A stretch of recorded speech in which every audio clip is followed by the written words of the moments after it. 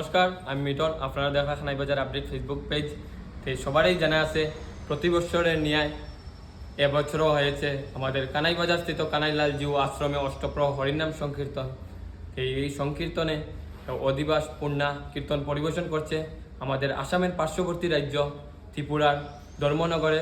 তো সবার সুপরিচিত কীর্তনিয়া যে আমাদের জগজ্জীবন বাবাজি। তো বাবাজির থেকে জানবো আমাদের এখানে কীর্তন পরিবেশন করছে, যেহেতু অধিবাসও করছেন কীর্তনের দিন বুড়ের আসর করছেন, এরপরে সন্ধ্যার পরে 6টার পরে আর একটা আসর আসছিল, প্লাস আজকেও দুধের বন্ধন করছে। তো বিস্তারিত সব কিছু জানবো যে এখানে কীর্তন করিয়ে কীরকম লাগছে, প্লাস এই খানাই বাজার বাসীর জন্য বা যুবক কুলাপানের বয়সী যুবক কুলাপান বাইরার লাগিয়া কিতা হইতে চায় বাবাজির থেকে জানলে আমি সব কিছু। রাধে রাধে, নমস্কার, স্বাগতম আমাদের পেজে। জয় মহাপ্রভু, জয় কানাইলাল জিউ। সম্মানিত বিশ্ববাসী, সকল সনাতন ধর্মাবলম্বনকারী সকল ভক্তবৃন্দের শ্রীচরণে আমার এবং আমাদের এই দলের পক্ষ থেকে সশ্রদ্ধ প্রণাম নিবেদন করছি। আমরা বিগত পরশু দিনে এই কানাই বাজার স্থিত কানাইলাল জিউর আশ্রমে এসে উপস্থিত হয়েছি। অত্যন্ত আনন্দ মুখরিত এই পরিবেশ। আমি আরও 1 বছর আগে এসেছিলাম।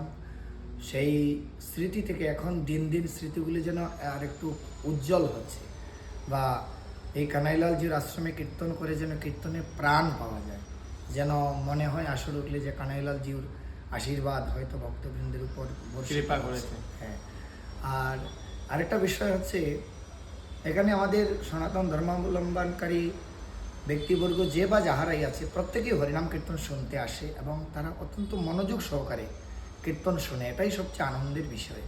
একজন কীর্তনিয়া আসরে উঠে যদি 2-4 জন শ্রোতা পেয়ে যায়, আনন্দ মুখরিত হয়ে যায়। কীর্তনিয়ার আনন্দ এর চাইতে বেশি আর কোনো কিছু হতে পারে না। একমাত্র যদি কোনো ভক্ত শ্রোতা পেয়ে যায় তারই আনন্দ। কানাইলাল জিউর আশ্রমের যে মণ্ডপ অথবা রাস্তা অথবা ভক্ত নিবাসের যে বারান্দাগুলো পরিপূর্ণ ভক্ত হয়। আমাদের অধিবাসের আসরেও পরিপূর্ণ ভক্ত, কালকে সন্ধ্যার আসরেও আজকেও পরিপূর্ণ ভক্ত। কিন্তু অত্যন্ত আনন্দের বিষয় যে সবাই মনোযোগ দিয়ে কীর্তনটা শোনে।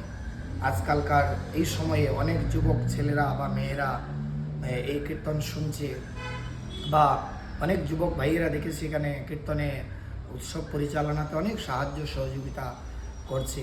আমি আশা রাখবো আগামী দিনে আরও বেশি কানাইলাল জিউর আশ্রমে সাহায্য সহযোগিতা পাক আমাদের যুবক ভাইয়েরা, যুবক ছেলেরা, যুবক মেয়েরা সবাই এগিয়ে আসুক এই কানাইলাল জিউর আশ্রমের প্রত্যেকটা উৎসব অনুষ্ঠানকে সুন্দর এবং সাফল্য করার জন্য। আমি সকলের কাছে আমার ব্যক্তিগত পক্ষ থেকে আমি নিবেদন রাখব, কেননা এই বিশ্বের সুপ্রাচীন ধর্ম হচ্ছে সনাতন, যা ধারণ করে স্বয়ং ভগবানও পরিচালিত হন। তাই আমাদের অত্যন্ত পরম সৌভাগ্য যে আমাদের এই ভারতবর্ষের পূর্ণভূমিতে জন্ম হয়েছে এবং আমাদের এই সনাতন ধর্মে জন্ম হয়েছে। আমি একজন সনাতনী হিসাবে আমি গর্ববোধ করি যে ভগবান আমাকে এই ধর্মে জন্ম দিয়েছে, এতে আমি খুব আনন্দিত।